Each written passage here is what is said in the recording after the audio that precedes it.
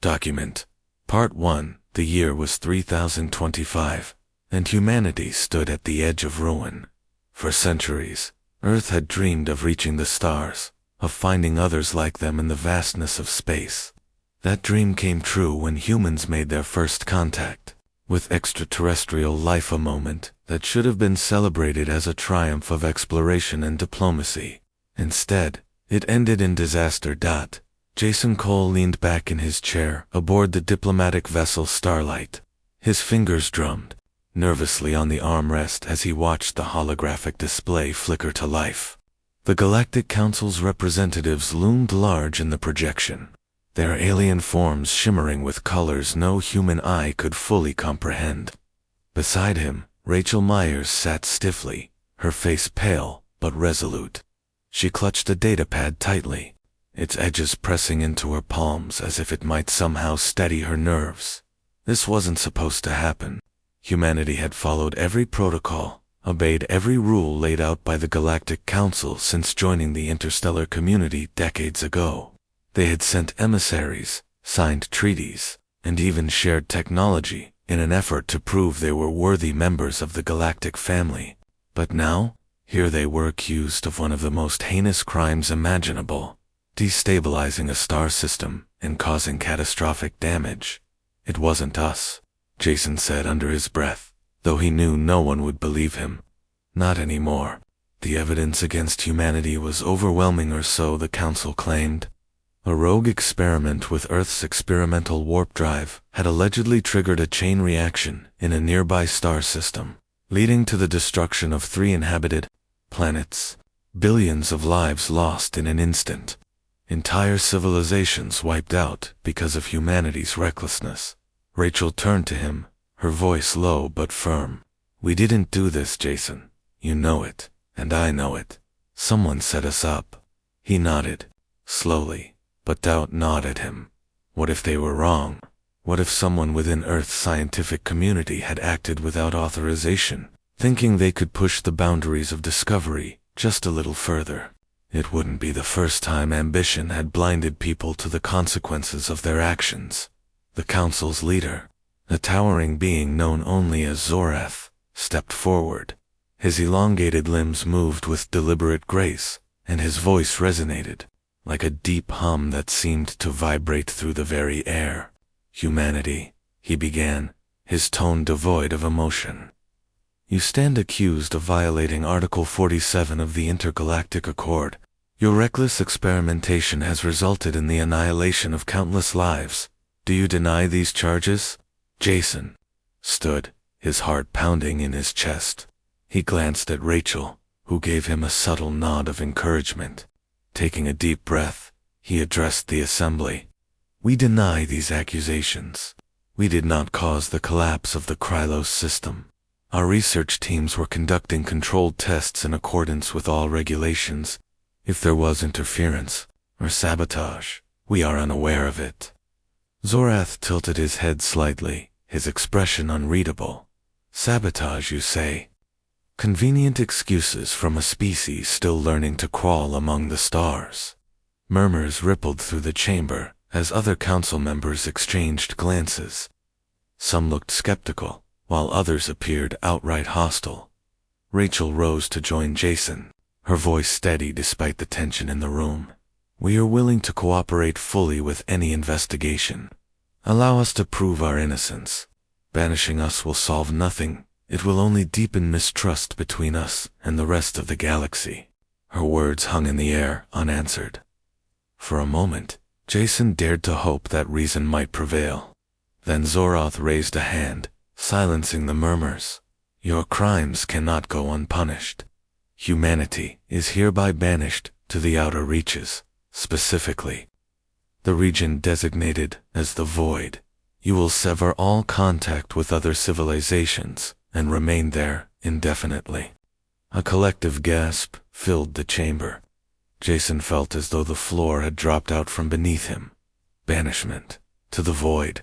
It was a death sentence disguised as exile. The Void was a barren, uncharted expanse of space, notorious for its lack of resources and hostile conditions. Few ships ventured there willingly, and fewer still returned. "You can't do this," Jason shouted, his voice cracking with desperation. "You're condemning billions of innocent people." Zorth's gaze hardened. "The decision is final. Depart immediately, or face annihilation." As the transmission cut off, leaving only static in its wake, Jason sank back into his seat, his mind racing. How had it come to this? How had humanity's greatest achievement, reaching the stars, turned into their worst nightmare? Back on Earth, news of the verdict spread like wildfire. Riots erupted in major cities as people grappled with the reality of their fate. Governments scrambled to prepare for the mass exodus, knowing that survival depended on evacuating as many people as possible before the council enforced its ruling. Panic gripped the planet, but amidst the chaos, a spark of defiance began to grow. In a makeshift command center, buried deep underground, Laura Hayes stared at a map of the void displayed on a massive screen. As governor of the newly formed Exile Coalition, she bore the weight of leadership during humanity's darkest hour. Her sharp features softened slightly as Kevin Doyle entered the room, carrying a stack of schematics. "Any good news?" she asked, though she already knew the answer. Kevin shook his head, setting the papers down on the table. "Not much. The void is worse than we thought. Most of the planets are either frozen wastelands or volcanic hellscapes. There's one candidate that might work: a rocky planet orbiting a red dwarf star. Preliminary scans suggest it has breathable air and water, but we won't know for sure until we get there." Laura sighed, rubbing her temples. "It'll have to do. Start prepping the colony ships. We don't have time to waste." Kevin hesitated, then nodded. "Understood. But Governor, what about morale? People are scared. They need hope." She met his gaze, her eyes blazing with determination. "Then give them something to believe in. Tell them we're not just surviving, we're building a new home, a better future. And remind them that humanity doesn't give up. Not ever." As Kevin left to carry out her orders, Laura turned back to the map. She traced the outline of the distant planet with her finger, committing its coordinates to memory. Haven Prime, they would call it their last chance at redemption. Across the globe, stories of resilience emerged. Families packed up their belongings, saying tearful goodbyes to loved ones they might never see again. Scientists worked around the clock to develop technologies capable of sustaining life in such harsh conditions. Engineers dismantled cities to salvage materials for the journey ahead, and pilots like Daniel Brooks volunteered to lead the fleet, knowing full well they might not return. On the day of departure, millions gathered to watch as the first wave of colony ships ascended into the sky. Their engines roared like thunder, shaking the ground beneath their feet.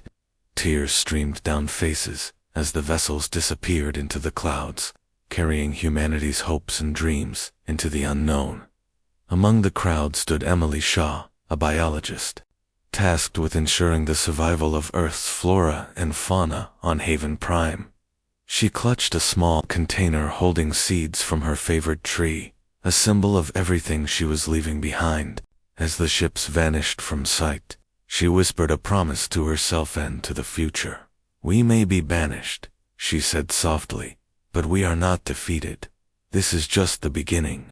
And with that, humanity embarked on the greatest adventure in its history, a journey into exile that would test their strength, ingenuity, and spirit. Little did they know, the challenges awaiting them in the void would shape not only their destiny, but the fate of the entire galaxy. End document. Part 1 Document. Part 2. The journey to the void was long and grueling. For weeks, the colony ships drifted through the cold emptiness of space, their passengers crammed into cramped quarters with little room to move. The hum of the engines became a constant backdrop to daily life, a reminder that they were leaving Earth's and everything they had ever known far behind. Among the fleet, the largest vessel, Haven's Dawn, served as both a transport ship and a mobile command center. It was here that Governor Laura Hayes spent most of her time, coordinating efforts to keep morale high and ensure the mission stayed on track. Laura stood on the observation deck, staring out at the endless sea of stars. Her reflection in the glass showed a woman weighed down by responsibility, her face lined with fatigue but still sharp with determination. Behind her, Kevin Doyle approached, holding a tablet filled with updates from the engineering teams. "How are the terraforming modules holding up?" Laura asked, without turning around. Kevin glanced at the screen.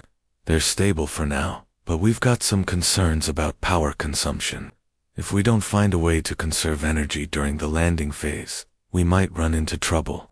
Laura nodded, her expression grim. "We'll deal with it when we get there. Right now, I'm more worried about the people." "Have you seen the latest reports from the medical teams?" Kevin hesitated before answering.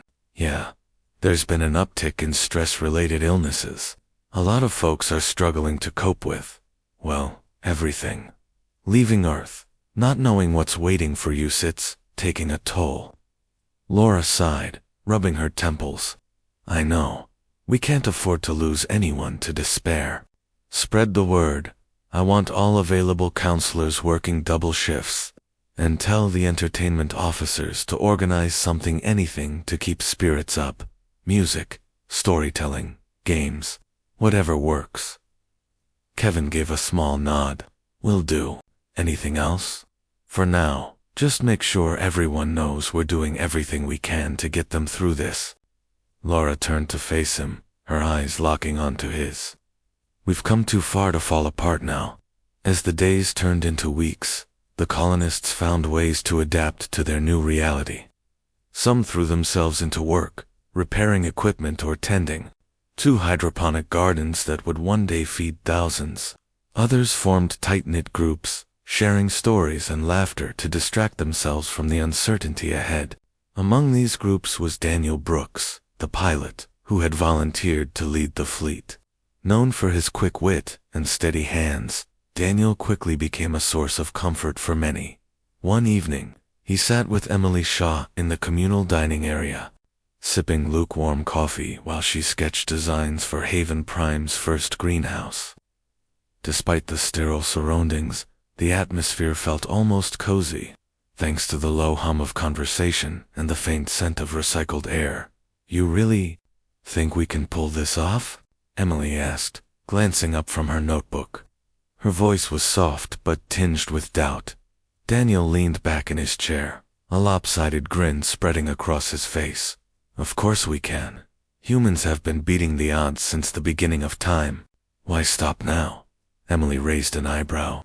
"That's awfully optimistic, coming from someone who spends half his day dodging asteroids." "Hey, optimism keeps me sane," Daniel shot back with a chuckle. "Besides, if anyone can turn a barren rock into paradise, it's you. Those plants of yours practically glow with determination." Emily smiled, despite herself, shaking her head. "Let's hope so. Otherwise, we'll all be eating freeze rations for the rest of our lives." Their banter was interrupted by the sound of footsteps. Rachel Myers entered the room, her presence commanding attention, even in the crowded space. As one of Earth's former diplomats, she carried herself with a quiet authority that demanded respect. She scanned the room briefly before spotting Daniel and Emily and making her way over. "Mind if I join you?" she asked, gesturing to the empty seat beside them. "Not at all," Daniel replied, sliding the chair closer. "What brings you down here? Aren't you supposed to be with the governor?" Rachel sank into the seat, her shoulders sagging slightly. "I needed a break. Listening to logistics meetings nonstop isn't exactly my idea of fun." Emily tilted her head, curious. "How's it going up there? Any good news?" Rachel hesitated, choosing her words carefully. "It's complicated. We've identified a few potential landing sites on Haven Prime, but none of them are ideal. The terrain is rougher than expected, and there's evidence of frequent seismic activity. Still, it's better than nothing." Daniel frowned. "Seismic activity. That could cause problems during construction." It will, Rachel admitted. But we don't have much choice. We'll have to adapt. That's what we do best, isn't it? The trio fell silent for a moment, each lost in their own thoughts. Outside the windows, the stars continued their endless march across the void, indifferent to the struggles of those aboard the ships. Back on Haven's dawn, Laura Hayes reviewed the latest data from the scouting drones sent ahead to map Haven Prime. The planet loomed large on the main screen, its surface a patchwork of browns and greens dotted with jagged mountain ranges and sprawling plains. At first glance, it looked promising, but appearances could be deceiving. We'll need to prioritize shelter and food production above all else, Laura said, addressing the assembled team. Once we land, every second counts. Kevin, how soon can we deploy the terraforming units? Kevin consulted his tablet. Within 24 hours of touchdown, assuming no major hiccups. But we'll need volunteers to assemble the infrastructure manually. Robots can only do so much. Laura nodded. Start recruiting immediately. Focus on engineers, builders, and anyone with relevant skills. And make sure they understand the risks we're asking them to step into the unknown. As the meeting concluded, Laura lingered behind, staring at the image of Haven Prime. It was strange to think that this distant world would soon become humanity's new home. She wondered how history would judge them, whether future generations would see their exile as a failure or as the foundation of something greater. When the fleet finally arrived at Haven Prime, the sight was breathtaking. The planet hung suspended in the blackness of space, its surface bathed in the warm glow of its red dwarf sun. As the ships descended through the atmosphere, the view shifted from awe-inspiring to daunting. Jagged peaks rose like teeth against the horizon, and vast deserts stretched endlessly in every direction. The landing process was chaotic but successful. One by one, the colony ships touched down on a relatively flat stretch of land near the equator. The ground beneath them was rocky and uneven, but it would have to suffice. Within hours, the colonists began unloading supplies and setting up temporary shelters. The air was thin but breathable, carrying the faint scent of minerals and dust. Among the first tasks was deploying the terraforming modules. These massive machines, designed to alter the environment on a planetary scale, were humanity's best hope for transforming Haven Prime into a livable world. Teams led by Kevin Doyle worked tirelessly to position the units strategically, ensuring maximum coverage. Meanwhile, agricultural experts like Emily Shaw began planting seeds in specially prepared soil, hoping to establish a sustainable food supply. Despite the challenges, there were moments of triumph. When the first crops sprouted a cluster of hardy wheat engineered to thrive in harsh conditions, the entire colony gathered to celebrate. Cheers erupted as Emily held up a single stalk, its golden hue shining brightly in the dim sunlight. "This is just the beginning," she announced, her voice filled with pride. "Soon, we'll have fields stretching as far as the eye can see." But not everything went smoothly. The seismic activity Rachel had warned about proved to be a persistent threat. Minor tremors rattled the settlement regularly, forcing the colonists to reinforce their structures and remain vigilant. Injuries were inevitable, straining the already limited medical resources. Through it all, Laura Hayes remained a steady presence, guiding her people with unwavering resolve. She walked among them, offering encouragement and lending a listening ear whenever someone needed to vent their frustrations. Her leadership inspired others to push forward, even when the odds seemed insurmountable. Months passed, and Haven Prime slowly began to transform. The terraforming modules released gases into the atmosphere, thickening it and making the air easier to breathe.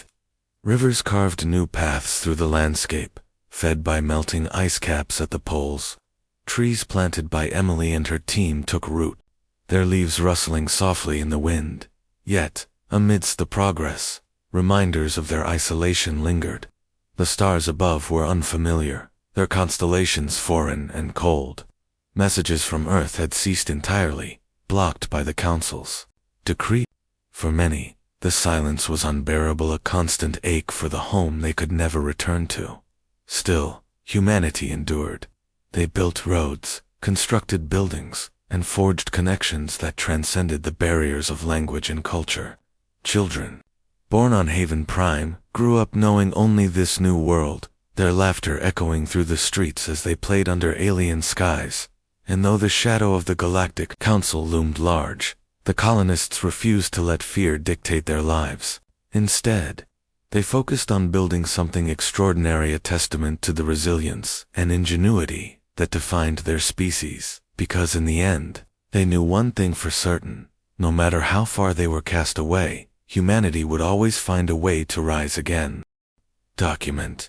Part 3 months turned into years on Haven Prime, and the colony began to take shape. The once barren landscape was slowly transforming into a livable world, thanks to the relentless efforts of its settlers. Crops grew in abundance. Rivers flowed steadily, and the air became richer with each passing day. But life was far from easy. Every success came at a cost: long hours of labor, sleepless nights spent troubleshooting problems, and sacrifices made by those who dared to dream of a better future. Sarah Parker had always been drawn to exploration. Back on Earth, she had worked as a geologist, studying ancient rock formations and uncovering clues about the planet's history. On Haven Prime, her role was no different, though the stakes felt much higher. Each expedition into the wilderness carried the promise of discovery and the risk of danger. One crisp morning, Sarah joined a small team heading out to survey a remote region of the planet. The area had been flagged by orbital scans for unusual mineral deposits, but it was also marked as hazardous due to frequent tremors. Still, curiosity outweighed caution. Armed with scanning equipment and survival gear, the group set off in an all-terrain vehicle, leaving behind the growing settlement. As they drove across the rugged terrain, Sarah couldn't help but marvel at the alien beauty surrounding them. Towering cliffs rose like jagged teeth against the horizon, their surfaces streaked with veins of shimmering minerals. Strange plants swayed gently in the breeze, their colors shifting subtly under the red dwarf sun. It was a harsh yet mesmerizing world, one that seemed determined to keep its secrets hidden. The team reached their destination. By midday, a deep canyon carved over millennia by erosion. Its walls were steep and treacherous, but Sarah's instruments indicated something extraordinary beneath the surface. "This is it," she said, pointing to a cluster of readings on her scanner. "Whatever's down there, it's not natural." Her words sent a ripple of excitement through the group. They secured ropes and began their descent carefully, mindful of loose rocks and unstable ground. As they reached the canyon floor, Sarah spotted what appeared to be the edge of a structure partially buried in the dirt. Her heart raced as she knelt to examine it more closely. The material was smooth and metallic, unlike anything found naturally on Haven Prime. "Look at this," she called out, brushing away layers of sediment with gloved hands. Beneath the grime emerged intricate patterns etched into the surface, symbols that pulsed faintly with an otherworldly glow. The rest of the team gathered around, their faces lit with awe. "What do you think it is?" asked one of the engineers, his voice tinged with disbelief. "I don't know," Sarah replied, her mind racing. "But I think we just found proof that we're not the first ones here." News of the discovery spread quickly back at the settlement. Within hours, Michael Scott, a historian specializing in ancient civilizations, was brought in to analyze the find. He arrived at the site the following day, carrying a portable lab filled with tools designed to decode unknown languages and materials. For days, Michael worked tirelessly alongside Sarah, piecing together fragments of the mysterious artifacts. What they uncovered defied explanation. The symbols told a story of a long-lost civilization that had once ruled the galaxy before vanishing without a trace. Their technology was advanced beyond imagination, capable of feats humanity could only dream of achieving. This changes everything, Michael muttered one evening as he pored over translations late into the night. Sarah sat beside him, sipping cold coffee, while trying to process the implications of their findings. How so? She asked, leaning forward. If we can understand how they built these machines, if we can replicate even a fraction of their knowledge, we won't just survive here, we'll thrive. His eyes gleamed with excitement, but there was also a flicker of unease. But we need to be careful. Power like this, it comes with consequences. Word of the discovery reached Laura Hayes, who wasted no time assembling a council meeting to discuss next steps. The room buzzed with energy as scientists, engineers, and leaders debated the significance of the ruins. Some argued that the artifacts should remain untouched, fearing the dangers of meddling with forces humanity didn't fully understand. Others saw it as an opportunity too great to ignore. We've been given a gift, Kevin Doyle said firmly, standing at the head of the table. These ruins hold the key to technologies that could protect us, sustain us, and maybe even help us reclaim our place among the stars. If we turn away now, we're wasting our chance. Laura listened intently, weighing the arguments. Finally, she spoke. We proceed, but cautiously. Assign teams to study the ruins further, document every detail, and ensure nothing is damaged in the process. And remember, this isn't just about surviving anymore. It's about building something greater than ourselves. With permission granted, work intensified at the excavation site.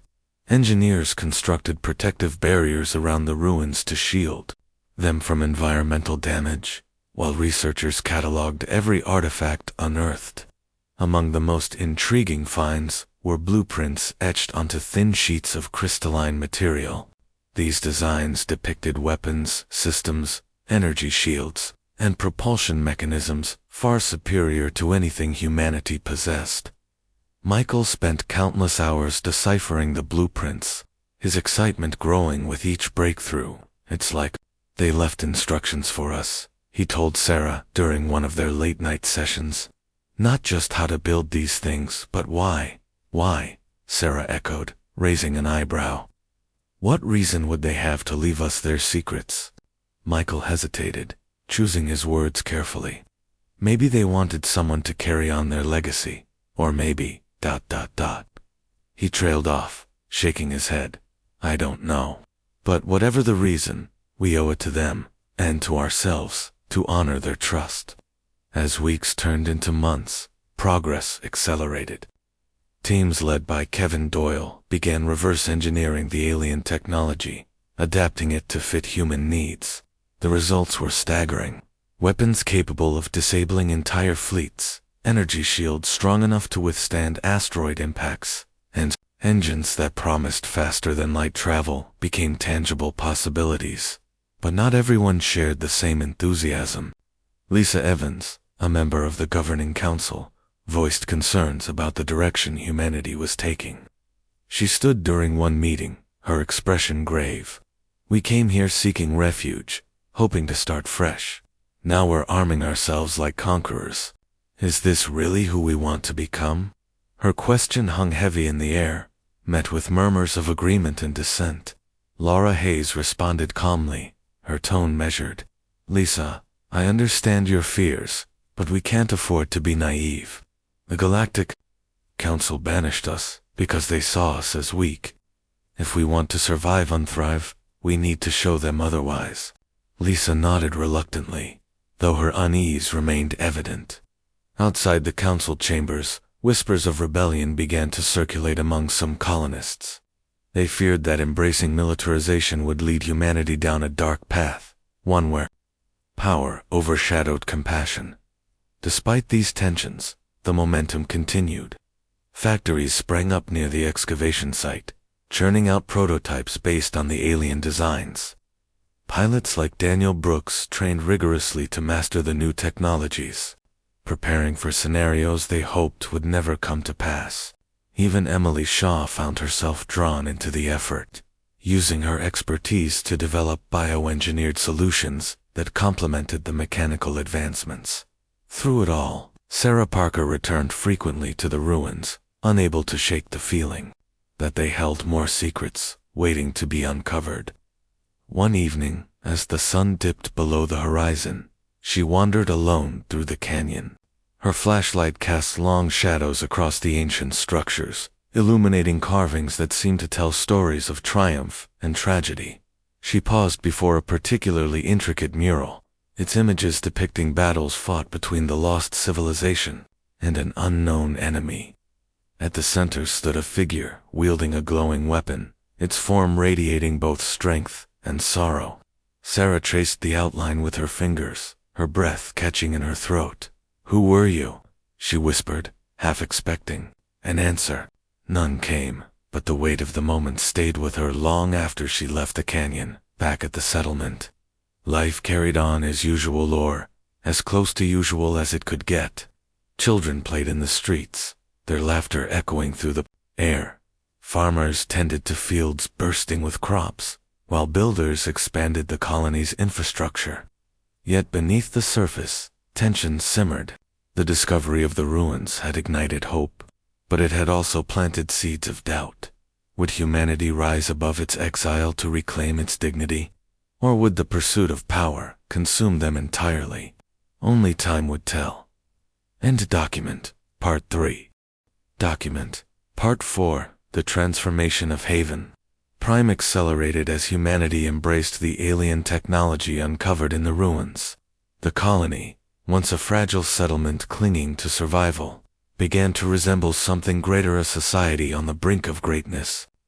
Factories hummed with activity, producing machines and weapons that seemed almost magical in their capabilities. Engineers worked around the clock, their faces illuminated by the glow of holographic blueprints and glowing circuits. Among them was Kevin Doyle, whose relentless drive pushed the project forward, despite mounting challenges.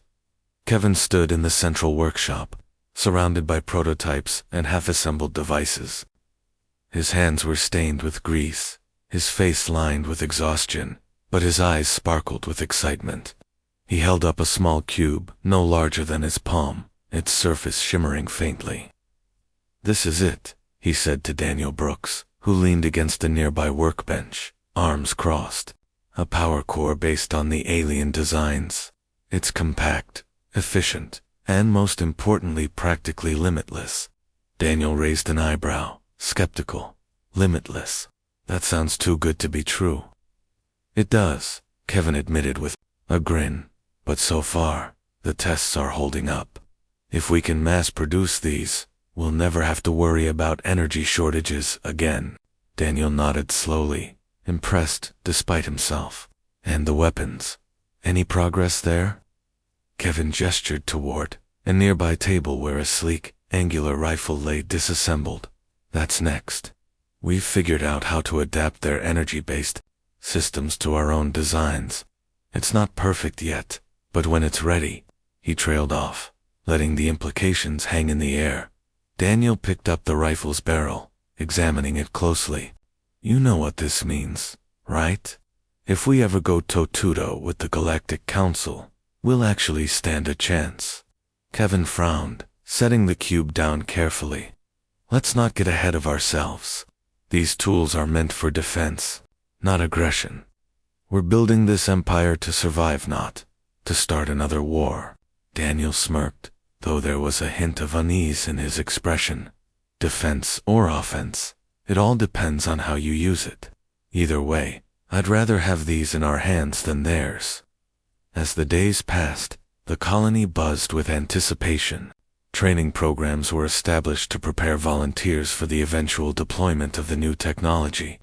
Military strategist Alex Hart took charge of forming an elite defense force called the Vanguard.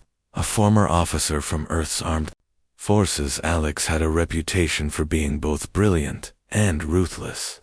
Under his guidance, recruits underwent intense physical and tactical training, learning to wield the advanced weaponry with precision. Among the trainees was Chris Lane, a young pilot whose skills had earned him a spot in the Vanguard's aerial division. Chris had grown up idolizing pilots like Daniel Brooks, dreaming of one day flying alongside them. Now, As he climbed into the cockpit of a prototype fighter jet powered by the alien energy core, he felt a mix of exhilaration and pressure. The jet roared to life beneath him, its engines humming with a smoothness he'd never experienced before. "All right, Lane," came Alex's voice over the comms. "Show me what you've got." Chris gripped the controls tightly, his heart pounding. The jet surged forward, faster than any aircraft he'd flown before. Maneuvering through simulated combat scenarios, he tested the limits of the machine and himself. By the time he landed, sweat dripped from his brow, but his smile was wide. "I think I'm going to like this," he said as he climbed out of the cockpit. Alex approached, nodding approvingly. "Not bad, kid. But remember, flying fast isn't enough. You need to think 2 steps ahead of your enemy. Out here, hesitation gets you killed." Chris swallowed hard, knowing Alex was right. Still, he couldn't help feeling a surge of pride. For the first time in years, humanity wasn't just surviving, it was preparing to fight back. Meanwhile, scientists made breakthroughs in other areas. Emily Shaw collaborated with Michael Scott to develop bioengineered solutions inspired by the alien technology. Together, they created plants capable of thriving in even the harshest conditions, ensuring food security for the growing population. They also experimented with medical applications, using nanotechnology derived from the ruins to accelerate healing and combat disease. "This could revolutionize medicine," Emily said one evening as she reviewed data with Michael. Her eyes sparkled with excitement. "Imagine being able to repair injuries or cure illnesses instantly. No more waiting weeks for recovery." Michael nodded thoughtfully. "It's incredible, but we need to tread carefully. This kind of power, it comes with responsibility. What happens if someone uses it for harm instead of healing?" Emily hesitated, her enthusiasm dimming slightly. "I guess we'll have to trust people to do the right thing." Michael gave her a wry smile. "Trust doesn't always cut it. Let's hope we don't regret giving humanity access to this kind of knowledge." While progress continued, dissent simmered beneath the surface. Lisa Evans remained vocal about her concerns, warning that militarization would lead humanity down a dangerous path. She organized meetings with like-minded colonists, urging them to question the direction their leaders were taking. "We're supposed to be building a better future," she argued during one gathering, "not becoming the very thing that banished us. Power corrupts, and if we're not careful, we'll lose sight of why we're here." Her words resonated with some, but others dismissed her as overly cautious. Laura Hayes listened to both sides, torn between maintaining unity and addressing legitimate fears. In private, she confided in Rachel Myers, who had become a trusted advisor. "What do you think?" Laura asked one night, as they walked along the outskirts of the settlement. The stars above were unfamiliar, their constellations twisted and strange. Rachel sighed, choosing her words carefully. "Lisa has a point. Arming ourselves changes who we are. But at the same time, we can't afford to be naive.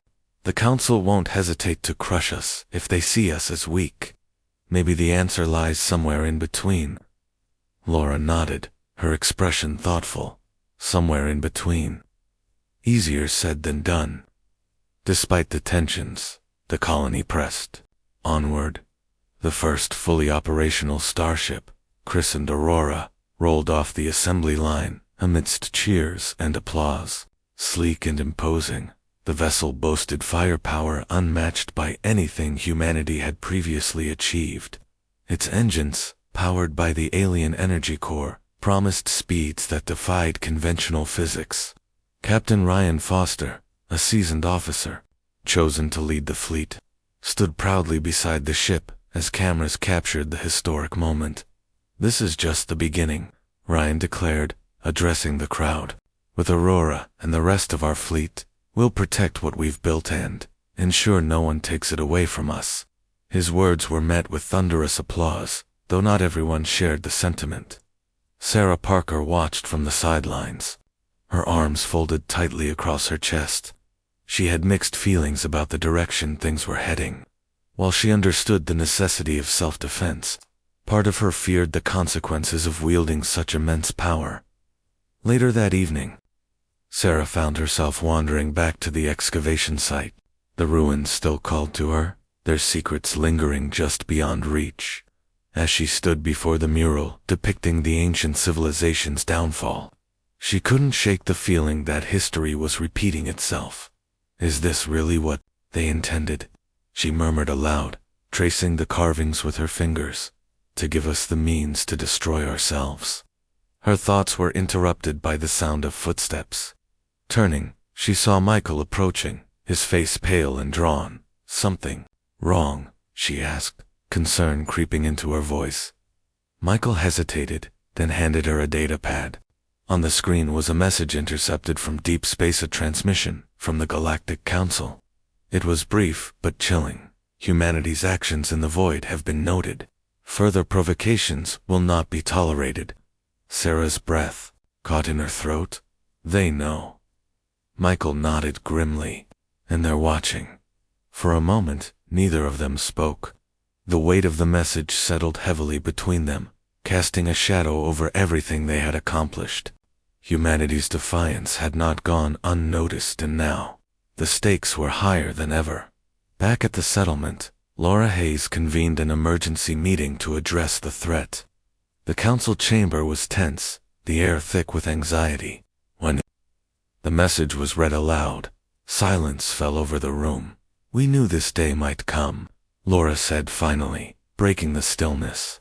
But we're not defenseless anymore. If the council wants a fight, we'll give them one they'll never forget. Her words stirred determination in some but fear in others. As the meeting adjourned, Lisa Evans lingered behind, her expression troubled. You're playing with fire, she told Laura quietly, and I'm afraid we'll all get burned. Laura met her gaze steadily. Maybe, but sometimes you have to risk everything to protect what matters. Outside, the stars continued their silent vigil, indifferent to the struggles of those below. Humanity had risen from exile to forge a new destiny, but whether it would lead to triumph or tragedy remained unwritten. Asterisk, asterisk. End document. Part 4. Asterisk, asterisk. Document. Part 5. Tensions in the colony reached a boiling point as news of the Galactic Council's warning spread like wildfire. The message was clear. Humanity's actions in the void had not gone unnoticed, and further provocations would be met with consequences. For some, it was a call to action, a sign that their efforts to rebuild and fortify Haven Prime were justified. For others, it was a grim reminder of the dangers lurking beyond their fragile sanctuary. Governor Laura Hayes stood at the center of the storm. Her leadership tested more than ever before. She moved through the settlement, addressing groups of colonists who gathered anxiously to hear her words. We've come too far to back down now, she told them, her voice steady despite the weight of uncertainty pressing down on her shoulders. The council thinks they can intimidate us into submission. They're wrong. We won't let fear dictate our future. Her speeches inspired many, but not everyone shared her confidence. Lisa Evans remained a vocal critic, organizing meetings to voice concerns about escalating tensions. We're arming ourselves for war, she argued during one such gathering. But what happens when the fighting starts? Do we really believe we can win against an empire that spans galaxies? Her questions sparked heated debates. Some accused her of being defeatist, while others agreed that humanity's focus should remain on survival, not revenge. Among the undecided was Sarah Parker, who found herself torn between hope and doubt. She admired Laura's determination, yet Michael's warnings about the ruins echoed in her mind. Were they truly prepared to face the consequences of wielding such power? Amidst the turmoil, Captain Ryan Foster prepared Aurora for its maiden voyage. The sleek starship gleamed under the red dwarf sun, its polished surface reflecting the pride and fear of those who watched from below. As Ryan stood on the command deck, overseeing final checks, He couldn't shake the feeling that this moment marked a turning point. Humanity's fate rested not just on the strength of its weapons, but on the choices made by those who wielded them. "Engines are stable," reported one of the engineers, snapping Ryan out of his thoughts. "All systems green." Ryan nodded, turning to address his crew. "Good work, everyone. Remember why we're here. This isn't about aggression, it's about protecting what we've built. Stay sharp." As Aurora lifted off, cheers erupted across the settlement. For the first time in years, humanity felt a glimmer of hope, not just for survival, but for reclaiming dignity. Yet, the mission carried risks no one could fully predict. The ship's departure left behind a mix of excitement and unease, a reminder that every step forward came with potential costs. Days later, Aurora entered uncharted territory near the edge of the void. Its sensors scanned the surrounding space, searching for signs of activity. It wasn't long before they detected something unusual, an unidentified vessel approaching at high speed. Ryan ordered the crew to prepare for contact, his hand hovering over the controls as adrenaline coursed through his veins. "Hailing frequencies open," he instructed. "Let's see who we're dealing with." The transmission crackled to life, revealing a figure clad in ornate armor. Commander Jacques Torin, a high-ranking officer of the Galactic Council, appeared on the view screen. His expression was smug, his tone dripping with disdain. "So, this is where you've been hiding. Pathetic. Did you think exile would shield you from justice?" Ryan clenched his jaw, resisting the urge to retaliate. "We're not hiding," he replied evenly, "and we didn't ask for your judgment. What do you want?" Torin smirked, leaning closer to the camera. "My orders are simple. Assess compliance with the terms of your banishment. But honestly, I'm curious. How does it feel to be cast aside like garbage?" His words struck a nerve, igniting anger among the crew. Chris Lane, seated at the weapons station, gripped the controls tightly, his knuckles white. "Let me take a shot at him," he muttered under his breath. "Just one shot." "No," Ryan said firmly, his voice cutting through the tension. "We're better than that." Torin's grin widened, clearly enjoying the effect his taunts were having. "Better? You're nothing but a failed experiment, a species too arrogant to understand its place." The exchange continued, each word fueling resentment on both sides. Back at the settlement, Governor Hayes monitored the situation via live feed, her brow furrowed with concern. Beside her, Rachel Myers watched intently, her expression unreadable. "He's trying to provoke us," Rachel said finally, breaking the silence. "Don't let him win." Laura nodded, though her hands trembled slightly. "I know, but people are already angry. If this goes badly..." Before she could finish, the feed cut to static.